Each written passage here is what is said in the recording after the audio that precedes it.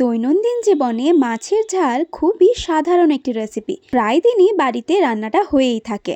তবে এই মাছের ঝালে যদি মশলাগুলোর মধ্যে ভিন্নতা আনা যায়, স্বাদেও কিন্তু ভিন্নতা আসে। ঠিক যেমন মাছের ঝালের এই রেসিপিটি রান্না করা হয়েছে বাদাম আর নারকেল বাটা দিয়ে। প্রথমে মাছগুলোকে কেটে পরিষ্কার করে নুন হলুদ মাখিয়ে ভেজে তুলে রাখতে হবে।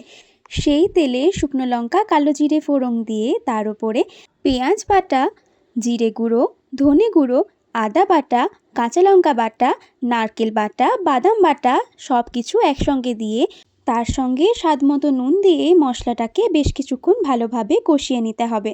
মশলা কষানো হয়ে গেলে দেখা যাবে মশলা থেকে তেল ছেড়ে এসেছে। মশলায় যখন তেল ছেড়ে আসবে তার উপরে দিতে হবে পরিমাণ মতন জল। জলটা ফুটতে শুরু করলেই ভেজে রাখা মাছগুলোকে দিয়ে দিলেই নারকেল ও বাদাম বাটা দিয়ে মাছের ঝালের এই রেসিপিটি একদম তৈরি।